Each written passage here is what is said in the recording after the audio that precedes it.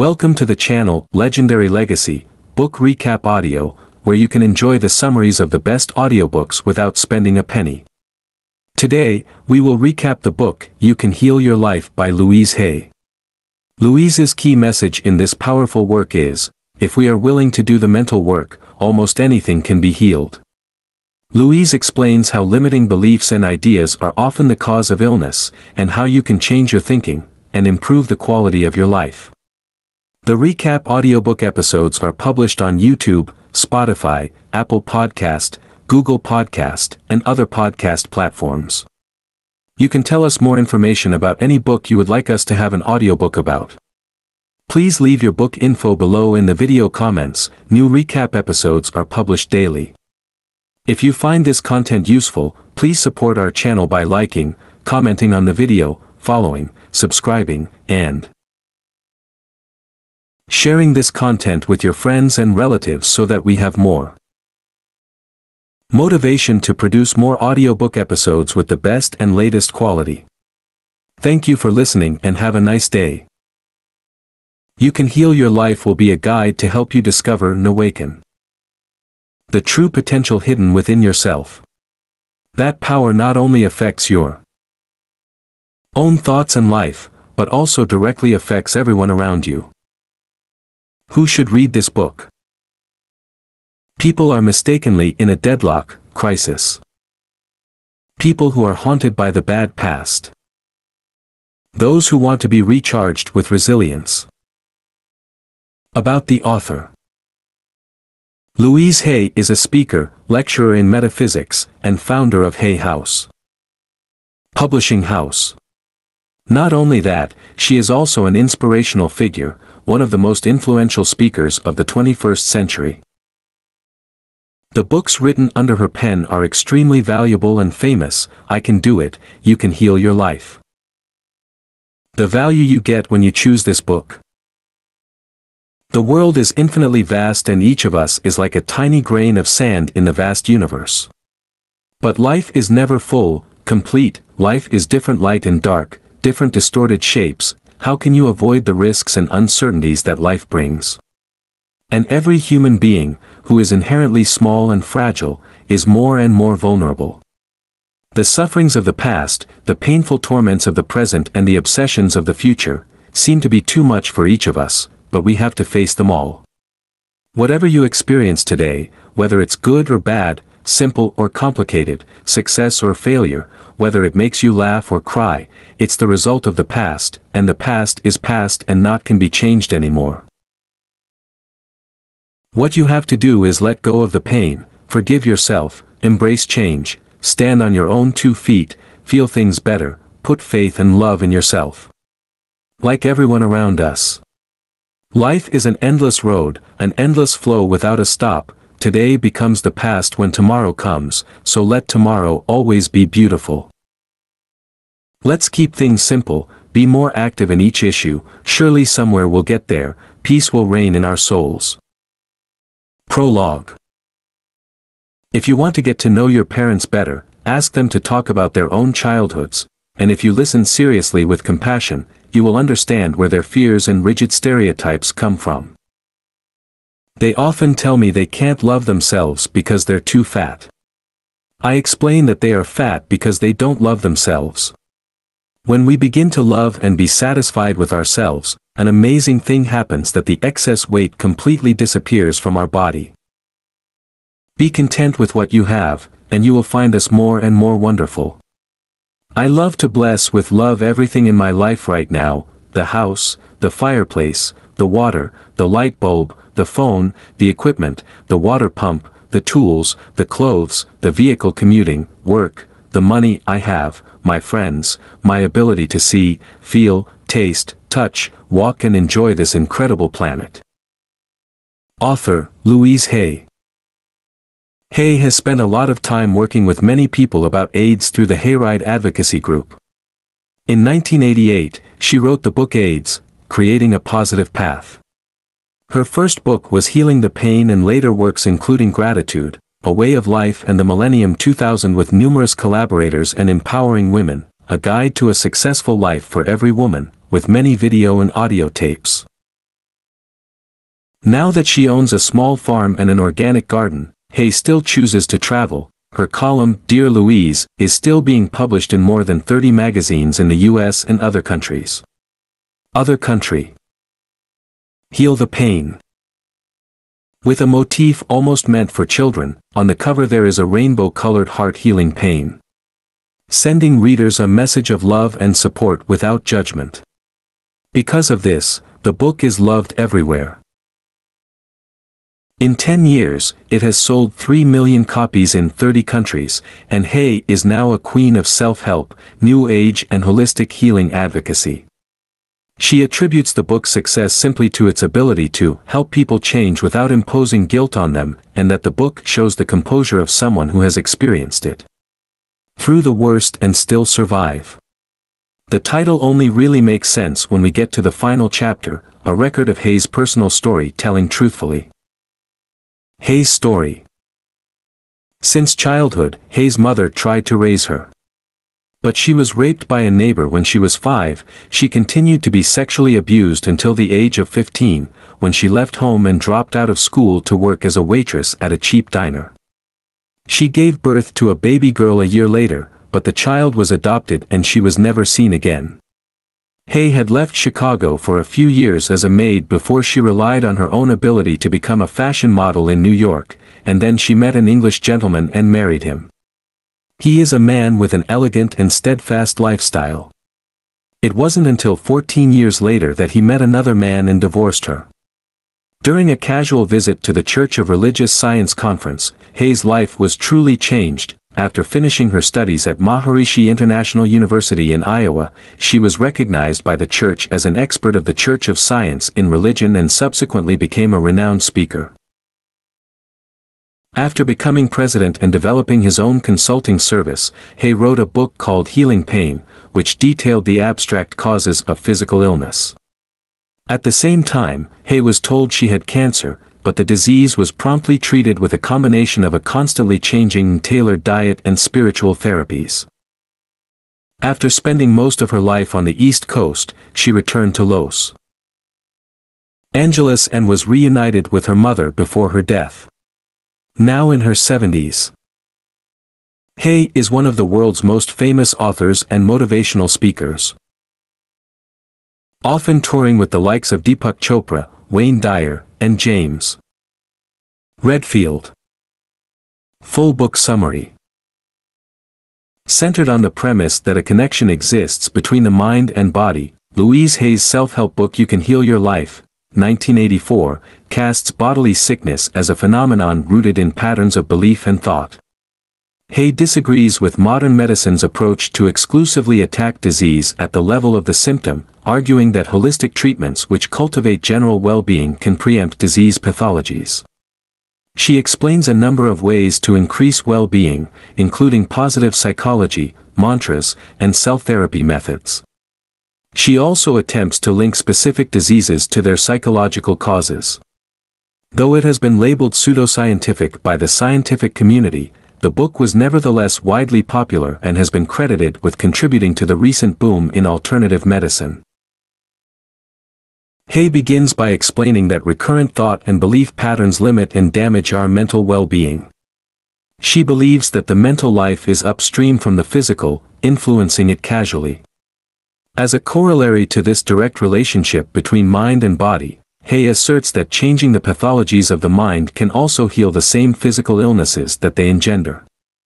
She posits that the most fundamental unhealthy belief is that of personal inferiority, which blocks the self from recognizing and solving a huge range of essential human problems. Rejecting the notion of psychological interventions as heavily reliant on placebo, she argues that mental work can heal any physical symptom. Hay writes as if she were speaking to a client and taking him through a series of iterative healing sessions. Each chapter begins with a self-affirming statement and outlines at least one mental exercise that can heal physical problems. She emphasizes that financial insecurity and greed about money are the most prominent mental fallacies that people rationalize to their own detriment. She argues that people who feel poor believe they are undeserving of friends or love, and think they are unable to find any personal agency or determine their fate. Hay states that these assumptions originate in early childhood and we are highly receptive to the fears, anxieties, and beliefs of adults. As we grow, we recapitulate the concepts learned in childhood and associate them with our own lived experiences. Hay asserts that we should recognize the root of these limiting beliefs and try to realize that we have a choice in all matters. Hay explains the ways in which she believes people can enact a change in mindset, taking control of their belief systems. She notes that people have a natural resistance to transformation, acknowledging that it is inherently difficult to think abstractly about one's thought patterns and unearth one's suppressed anxieties. To remedy this, she suggests that we nurture a motivation to change.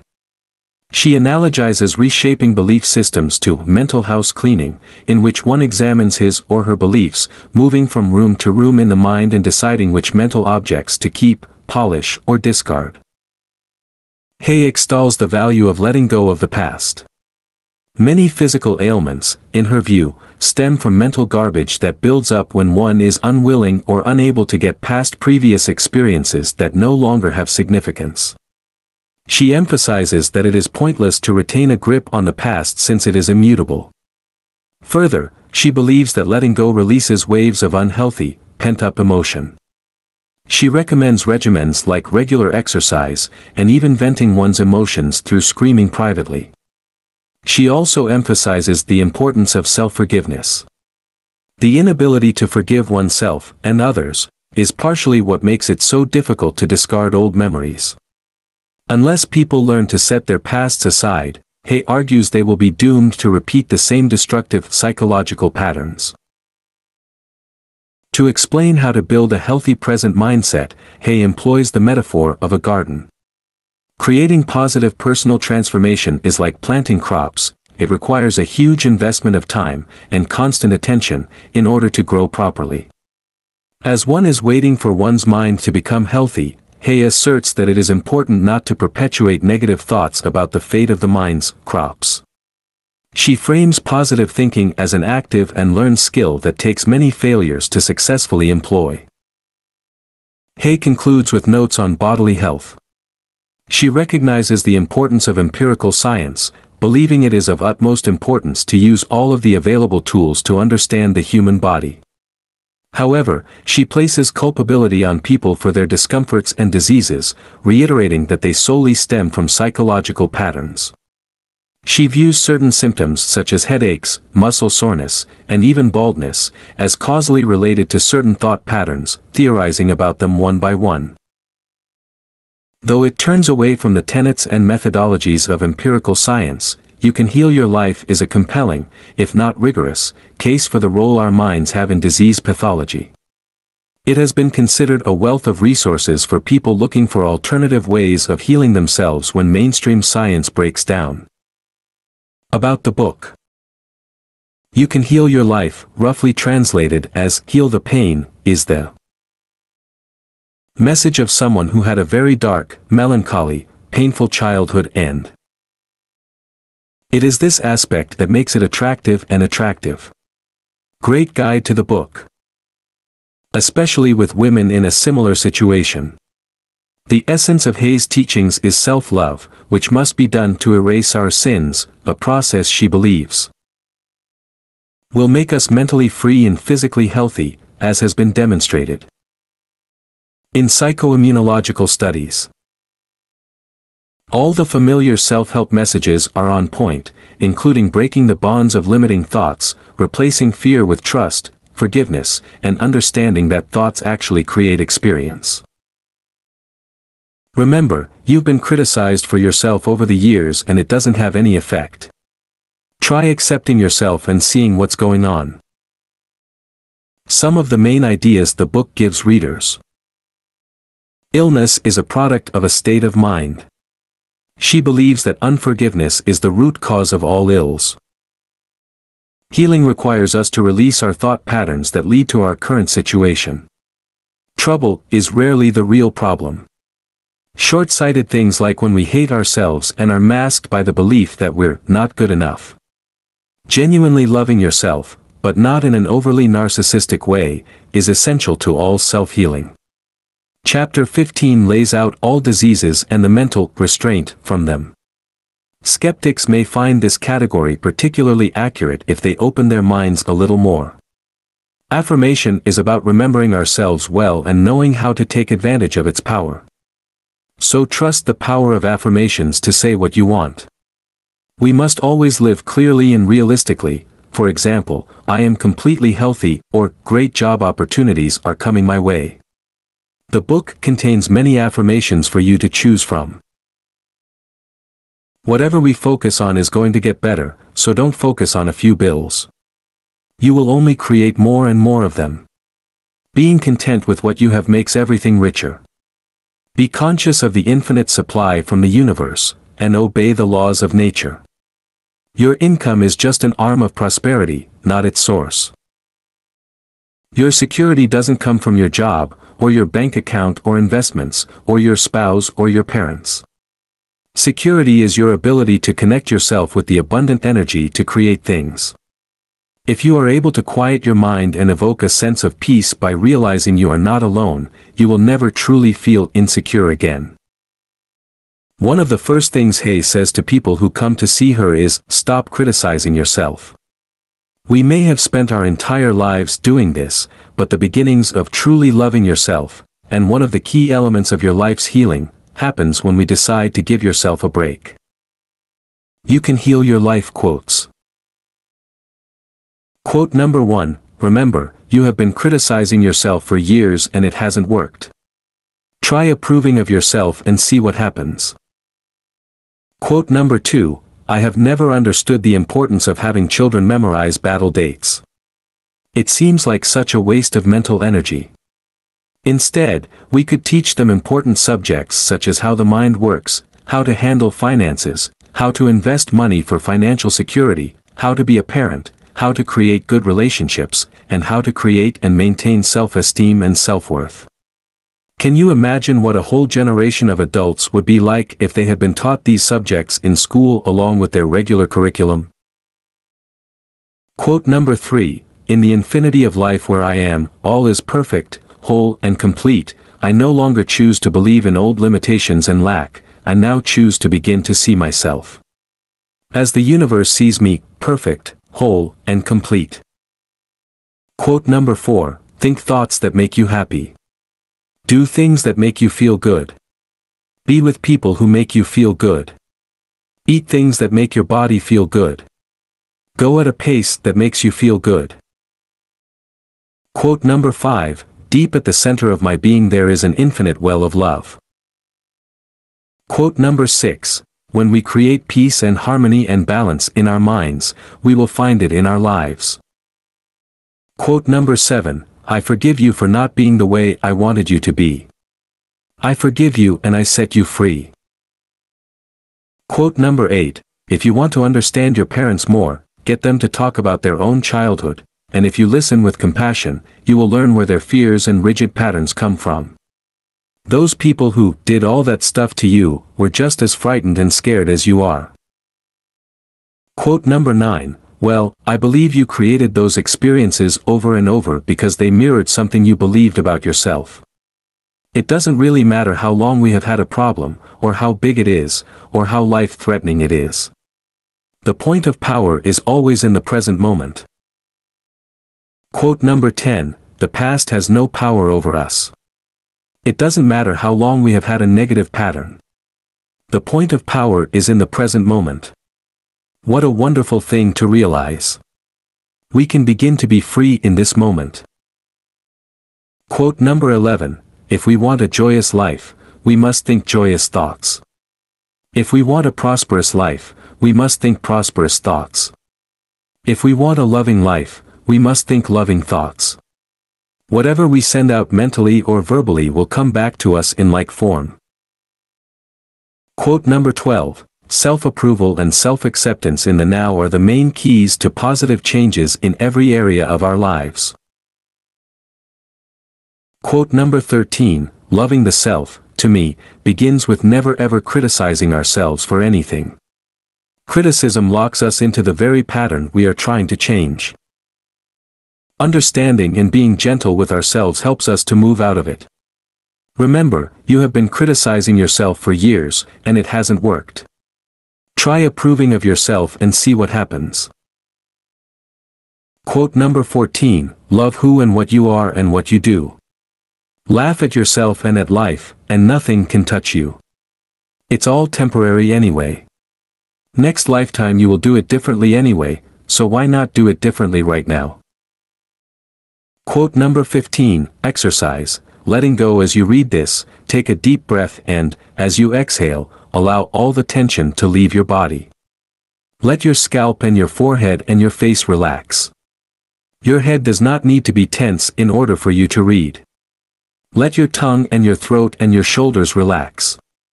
You can hold a book with relaxed arms and hands. Do that now. Let your back and your abdomen and your pelvis relax. Let your breathing be at peace as you relax your legs and feet.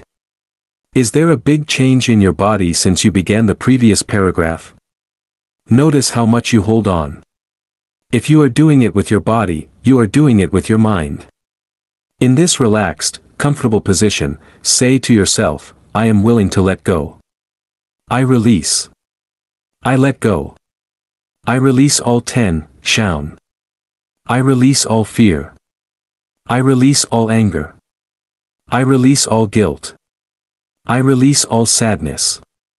I let go of all old limitations. I let go, and I am at peace. I am at peace with myself. I am at peace with the process of life. I am safe. Go over this exercise 2 or 3 times. Feel the ease of letting go. I hope you found my You Can Heal Your Life by Louise Hay recap summary helpful to your experience. The recap audiobook episodes are published on YouTube, Spotify, Apple Podcast, Google Podcast, and other podcast platforms. You can tell us more information about any book you would like us to have an audiobook about. Please leave your book info below in the video comments. New recap episodes are published daily. If you find this content useful, please support our channel by liking, commenting on the video, following, subscribing, and sharing this content with your friends and relatives so that we have more motivation to produce more audiobook episodes with the best and latest quality. Thank you for listening and have a nice day.